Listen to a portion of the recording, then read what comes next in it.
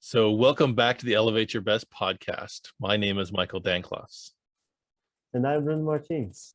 Today, we are going to be having this conversation about change versus comfort.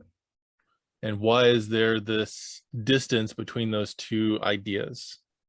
Bruno asked me before, as we were getting ready for this, is can you have change and comfort at the same time? And in my mind, it depends on what our meaning is that we apply to it. And that's kind of part of the work of a coach, a therapist, when working with people is, at least for me, is to be able to change that story and what those words and those experiences mean. As an example, we're talking about change tends to lead to the unknown. And for some of us, that unknown is really scary. It actually creates fear for us because we don't know what's on the other side of that change. And when we train ourselves in a different way, you can get excited about what's on. Some of the books that I've read, and they're going to be in my past, I'm not going to go back and reread them because I'm already comfortable with the knowledge I gained there. I'm going to read the next book to figure out where the story goes or what's the next level we're going to do that. That's also this unknown place. It's a place to practice this idea of change. So why do so many people, I'd say probably most of the people on the planet, struggle so much with change? What are your thoughts, Bruno? I do think that there is a lot of fear of the unknown, just like you say, Michael. It is something that is very deep into us because it can kill us. The unknown. If you get a mushroom, like how many mushrooms that are out there?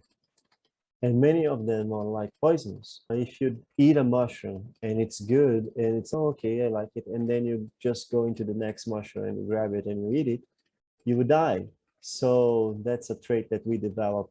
And let's not forget that there are 200,000 years of modern humans, which is animals that have exactly the same capacity that we have, or similar, very similar capacity that we have of processing information, interacting with the environment. And it's just 6,000 years of human history that we have. That is a lot of development there into the sphere of the unknown. And it also leads us to not only as animals, but as society, doing the unknown creates such a discomfort. And even talking about the unknown might create such a discomfort into communities that people might reject you. And that is another fear that goes into there. There is a lot of things related to the unknown. So changing, if you didn't grow up into an environment of changing and adaptation, of growth, it's probably very hard to change who you are. Absolutely. So I think that one of the things that I'm learning and experiencing at the same time is, like you said, that programming, the part of the body that was programmed to do that is what is most commonly referred to as the ego. It's that thing that's keeping you on the straight and narrow because we know what worked. It's that space. And our ego is a strong speaker. It's very charismatic in that it has many reasons why we should stay on the straight and narrow of what we already know. Because, hey, my buddy died when he ate that other mushroom. So mushrooms must be bad because I observed someone else actually have a bad experience with that. I do believe, honestly, that ain't nobody in this world today, in the average society, and even in the people that are looking for change in personal development, that actually is accepting change as well. I think that there is only a few people, a handful of people, a very small amount of people that is comfortable with change, which is not in our target audience. They are not there. So I'm thinking people like Tony Robbins and Jim Rohn and Vishen Lakhiani is not the character by which we're looking to talk to. Yes, yeah, that's another way of saying exactly that. Like, I do think that there is more people, but those are like clear examples. Everybody else, Michael, I think that struggle with change. That's the point. It's a big monster. It's the unknown. It's the deepest fear. I agree. My understanding through the training that I've been through, talks very much about that monster is your ego. Your ego is what's here to keep you safe. It's to keep you from doing something different, because if you do something different, then you are ostracized from your tribe. That's what has kept us alive for the last several 100,000 years. And at this point, we've talked about this before, is that the dangers of even 500 years ago or 1,000 years ago are very different than the dangers of now. But our nervous system is really wired and connected to our ego of, let's keep you safe. This is what I know. If I go outside of that, when change happens, no, that's scary. That's the fear comes up, because at that point, whenever you are looking to make a change, we haven't been there before. You haven't actually experienced that yet. There's this void, this gap in your knowledge that it's okay, I could succeed or I could fail. And those people who, like you mentioned before we started about the habit of ferocity, or even if you're talking about Marissa Peer and her rapid transformational hypnosis, or EMDR, or any of these other techniques, a lot of them are helping to rewire your nervous system so that change becomes the norm rather than comfort being the norm. It's to help you connect with that feeling, that feedback your body's giving, and change the message about what we believe it means. So that butterflies in your stomach, that racing heart, that however those things you experience show up, racing thoughts, your eyes darting around, things seem to be going faster. Is that something then because I'm scared and I now need to back off from that because there's no way that I'm going to survive that? Or is it excitement instead? What terms, what verbiage, what beliefs do we then apply on top of that? If it's excitement, then it's something I'm looking forward to. I'm getting ready to go meet a person for the first time that I find attractive, be it intellectually, emotionally, physically, whatever. How am I going to react to that idea of meeting that new person? Am I going to be afraid that they're going to be too attractive for me? Or am I excited to see what I can help bring to their life and what they can bring to me? Yeah, that's interesting, because just a note on what you say, being excited on what you can bring to the life of your possible sexual partner is one of the greatest things you can do when it's considering to approaching someone and getting to know them, because you put a vision of value upon yourself. Oh, I do have value. I'm like, of course, that person is going to be like maybe excited, perhaps interested, or something like that. She might receive it well because I am an interesting person that brings this to their lives. And you can approach it from that perspective. And I think because you've done a fair amount of work on that. But there's others, like for me, I tend not to go out of my way to approach someone I don't know. Unless there's an introduction there, it's really difficult for me to go up and walk up to somebody and say, hey, my name is Michael. I thought, what you said there was really amazing, or I really find your dress attractive. Starting that conversation is actually rather difficult for me because it is that afraid of being rejected, that afraid of being judged, all those things that come up. But I've done it. I've actually gotten to a place where I've done that. And so for me, what helps me with this kind of the change versus comfort is I make myself a little bit uncomfortable when I go out in public, and that then triggers people to approach me. As an example, when I go out in public, a lot of times I will wear a kilt, which is unusual here in the United States, especially if it's not a special function and it's not a funeral or a Renaissance fair. So I've taken steps before I even go in public so that it actually becomes a conversation starter.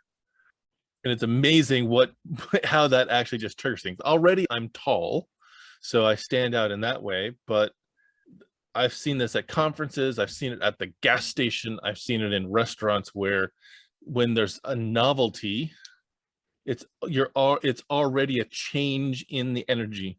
It's already a change in the possibility because it's something that stands out. Now, me personally, a kilt is what I do wear. It's not a dress or a skirt. That's outside of the area that I'm going to play, but it's also part of my heritage. So it does start a conversation of, oh, are you Scottish? Is that your tartan? Or I went to Scotland and I did this. So people have stories around something that is novel. And that's just how I've come to approach it. Our careers, our knowledge, our emotional intelligence does not actually grow when there isn't a change in the stimulus. There isn't a change of the environment. There isn't a change in the beliefs around it. So instead, we end up staying in this kind of narrow track, and it ends up being that we're staying comfortable. I'm comfortable eating this meal 3 times a day. What if that meal that you eat 3 times a day is missing a core vitamin or a mineral you need to survive? It's great that it's safe, but you will slowly drift away, maybe not even slowly, depending on what that mineral or that vitamin is that you're missing. So there's this paradox of our ego is trying to keep us safe by what it knows, but what we don't know or what we don't take into account can sometimes be just as detrimental. So, as we're really learning this concept of how do we embrace the idea of change being exciting rather than change being fearful, how do we get there? What are the steps we can take? What I would argue is this. The same way that, let's say that I want to change. I don't know how to make cakes. I want to learn how to make cakes. So I'm changing. So the same way that I get familiar with making cakes, with baking the thing, with preparing the ingredients and all that, I do get familiar with changing. So changing is an ability that you use when you are learning other abilities. But it's a growth, it's the transformation of energy. And I would say even more, but we can approach that side later. Changing is also ability that we learn, that we get comfortable with, that we get familiar with and become proficient, how to change. Absolutely. And I guess, we kicked this around when we were deciding how we're going to approach this concept. And for some on this planet, probably a rare few, change is something that comes easily to them. And that may be because of their culture, because of their own personal training, because of the circumstances that they've been through, is that change is just part of who they are.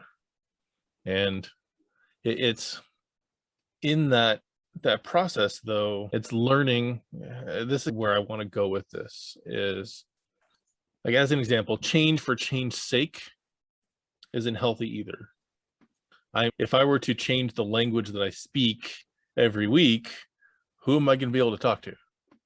But hey, I changed the language I'm speaking. I changed, so does that make it better?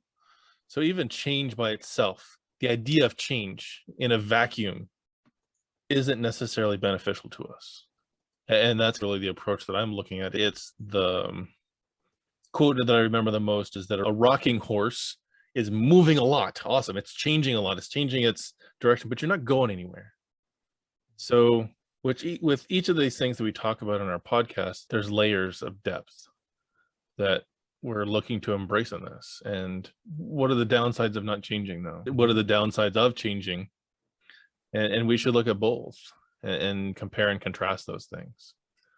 So at least for me, I know that whenever I was in this state of just consistent kind of autopilot in a rut, stuck in a loop, that actually eroded the identity for myself, which then led me to have breakout moments and explosion. I think we talked about this around anger management as well, is that if you are stagnant, if you're actually on the same track for a while, the human species needs variety. And if it doesn't get that need met, it explodes out at the wrong time. It actually comes out of, as an example, a couple who's been married for 30 years and now their relationship is stagnant. Now it explodes out is that one of them has an affair because there's variety that's needed. But instead, if you're at this regular cadence the whole time, the human species needs variety. That's where change can happen. So in a situation like that, how do we get to this space where we are intentionally making that change, headed towards where we want to grow to, and balancing that with, but I want to be comfortable in my life. Being with that person for 30 years, that's comfortable. We know all their tics. We know all of their stories. We've heard them 12 times. Their jokes have gotten old and become stagnant. And in doing so, that relationship starts to stagnate, starts to become a chore and an obligation instead of a joy and something that you're grateful for. So really kind of my challenge for you is look at those areas of your life where you want to see something different. For me, it's in my health. That's one of the things that I want to be different. In order for me to get there, I've got to change what I'm doing. The food that I'm eating, the movement that I'm taking, my approach, my belief around what my physicality is about. I can't just sit and be comfortable. In fact, I'm at a standing desk because I don't want to just sit and be comfortable whenever I'm working. I want it to be a level of discomfort, because staying in my comfort zone is not going to allow me to grow to where I want to be. So I know, Bruno, we talked a little bit before of flipping that switch from I'm comfortable into that I want to change can be a hard switch to throw. It sometimes requires a counselor, a hypnotherapist, a coach, a mentor, reading a book, watching a video. What has been the most recent thing that you can think of for yourself that has switched you from that I'm comfortable here, but now I've flipped the switch and it's time for change? Tony Robbins would say that people just change either for to avoid pain or to acquire pleasure. Today, Michael, I'm always like looking to change everything. That's an understanding that I have. So I'm always changing things. I'm always creating things. I'm always trying to to find new ways to execute the things that I'm doing. For example, you presence in the cyber project. We did a partnership with Redman. He was not delivering any work. I was not seeing things move forward. So I changed. I adopted a new strategy. I realized that I could use tokens for the NFTs. And those NFTs, they are just tokens. And then I could put Redman's work later when he developed it into the game, because the way the cards appear in the game is what is important. If you are feeling a bit off topic, we might link something related to this that explains a video on my channel, something like that, on the cyber project. But the thing is, Dan Redman, he realized that I was in a rush and that I was not going to be waiting for him. And then he decided to do easier, simpler work to take place for the tokens. So we keep Redman's work, which is amazing. And we also speed up the project. So sometimes energy is necessary the change is necessary for this. And changing is taking action. For me, this is related to the law of transmutation, as I was mentioning before. And transmutation is the transformation of energy. And when I say that before to Michael, you expressed some concern on transmutation being different from transformation. But the thing is that how did you express that concern, Michael? So my concern is, at least for me, transformation is changing something with the attributes you already have. So with the resources you already have. Transmutation to me is changing something fundamentally different. So like a mutation in a cell can actually go from a healthy cell to a cancerous cell. Versus to transform. And this is actually from my training in school, is when you talk about transformation in a 3D world is about changing the size, changing the location, changing the scale of things, maybe changing even the color. When I transform $100 into $1,000, I am transforming it. But when I transmute my time into $100, I am transmuting energy. So that's exactly what I'm saying. Changing has to do with transmutation, because you can apply changing to changing what you're doing, and this can make you money. This can make you an asset. This can be different things. And it's because sometimes when we speak about those words, we sense if they were superpowers. I'm creating a course and I'm talking about human superpowers, but it's just a way to say it. It's not like really superpowers. They are superpowers because I can transform my time into money. I can build a machine, can transform my time into a machine that automates something for me. So it's a superpower. But it's not actually fantastic. It's actually quite scientific and technological, usually, the transmutation of energy. But the last thing that I did that I decided to change, I believe it was that related to the project.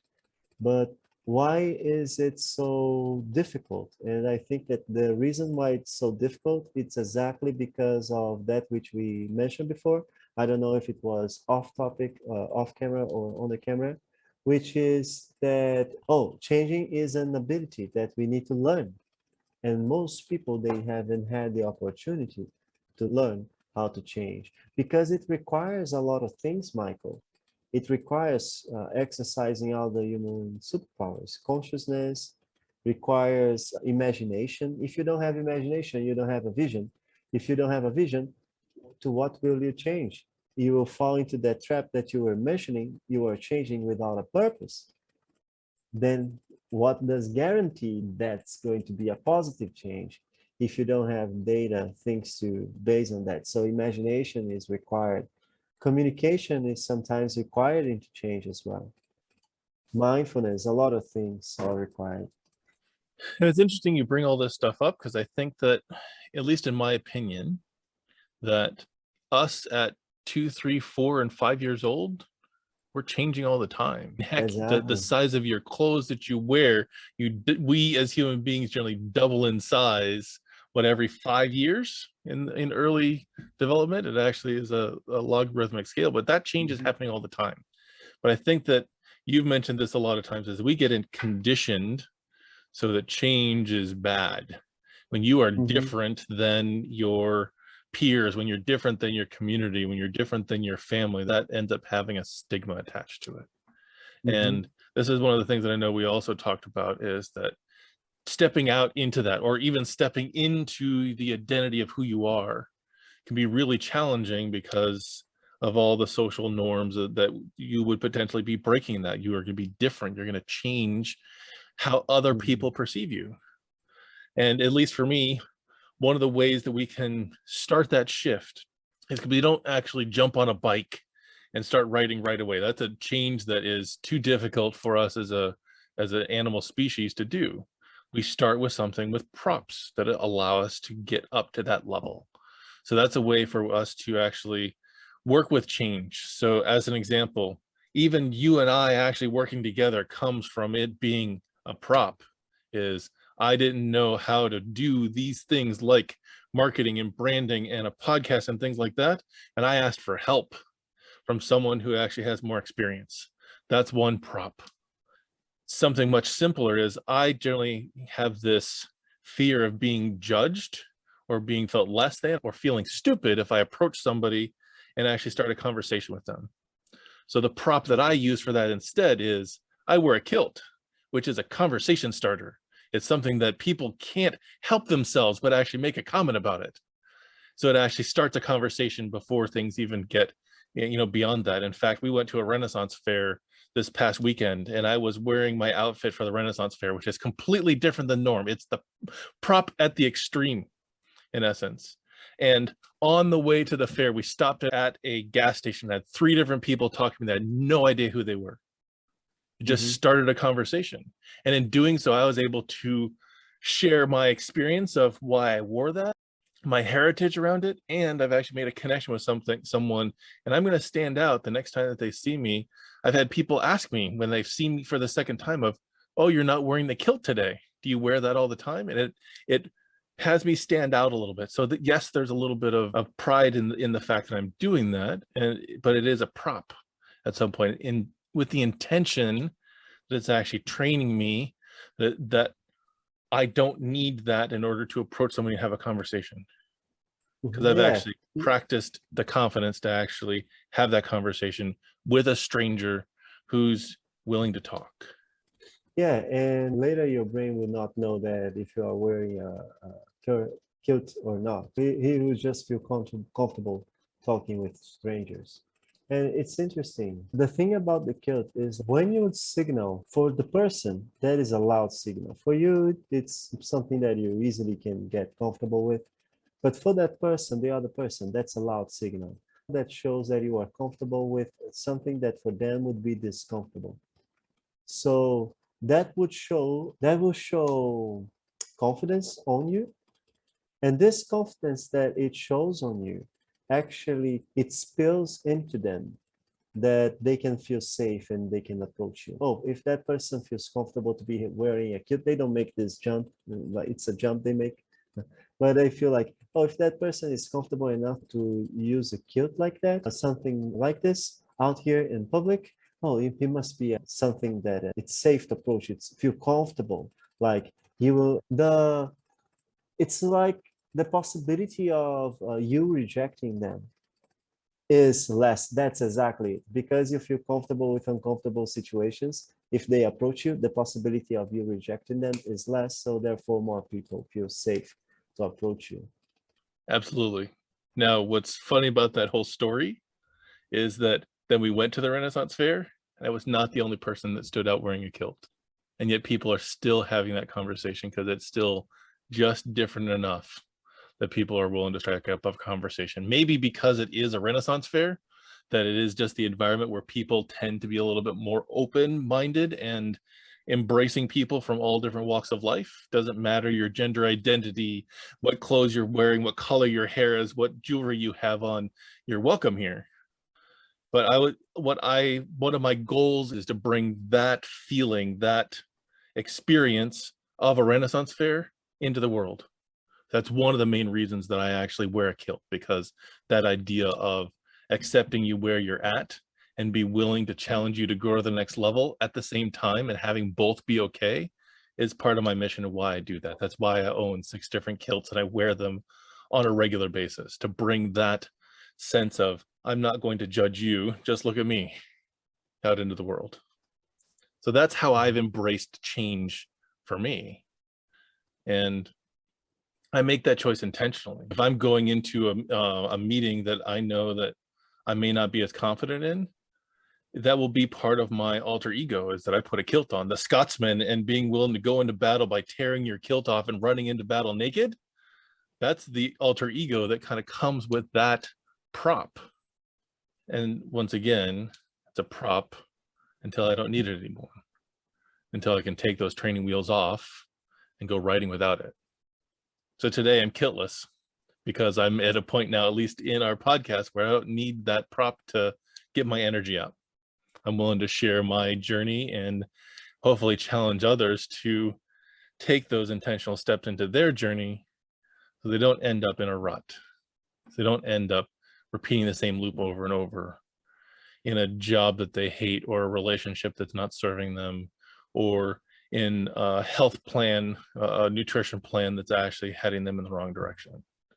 That's what I'm connecting with, and why this was even the concept that I wanted to talk about today. But the other piece that I know, and I know that we did this, I brought this up, so I need to circle back to it. I wanted to use an example of this whole idea of a prop being able to build up your confidence, but that you don't need it. And that was in the Marvel movie Thor Ragnarok. And there's a point in that movie when Odin, Thor's father, asks Thor, so yes, you don't have your hammer, but what are you the god of again? Are you the god of hammers, or are you the god of thunder? That's his superpower. Mjolnir was actually the tool, the prop that allowed him to focus it until he didn't need it anymore, until he was able to step into his own power and be able to tap into that deep well of who he was. And I think that is a possibility for all of us. And that prop can be alcohol, to allow you to open up and actually be more gregarious at a party. Do you still need that prop? So can you get to a space where change is possible without the prop, when it actually comes from that inner guidance, that inner courage, that facing that fear to be able to move forward? So where does this start for you? You had mentioned for you, Bruno, that things weren't working here, so you changed things, and then the person you're working with, whoa, let me catch up. I don't know, it's always hard to fetch some examples like that for me, because so many things come up. What am I going to talk? But one of the things that pop up that I feel it's useful to mention in a moment like this would be, for example, a tool that helped me a lot to understand how to create change in my life, by the exercise of consciousness and mindfulness, because everything comes from the exercise of those abilities that we have. Consciousness, mindfulness, they are related to this. which is the 3MIQ exercise. Because then it's a very simple exercise you can do just with the information that I'm going to give it right now. But we have some content about that, or we have some content about that, and we plan to create some more specific content. And that is a video from Vishen Lakiani talking about it. We can link. It's very simple. You just put 3 columns in the paper. And in this paper, the first column, you just write experiences on top. And the second column, you write growth. And the third one, you write contribution. List in the first column the experiences you wish to live in life. And it might be anything. For me, for example, is to get my mother to Paris, to get to know Paris and Vienna before she dies. And there are other things there. And then I ask myself, how can I grow in order to live this experience of taking my mother to some cities she wishes to know before she dies? And it's like I say, oh, I need to do this and that. And then I go into contribution. How will other people benefit from me growing enough? When I grow enough to actually be able to live this experience, how will this benefit other people? And then I'll have a better business. I'll be probably employing people. My mother will be benefited and things like that. So this was a tool that actually allowed me to start some great changes in my life.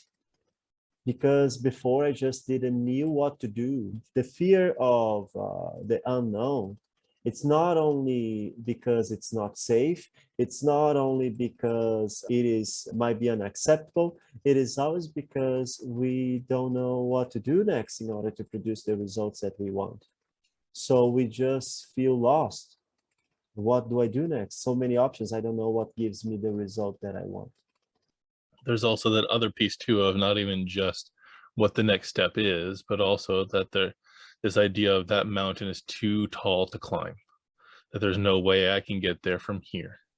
And that's why the 3 most important questions. How do I get there?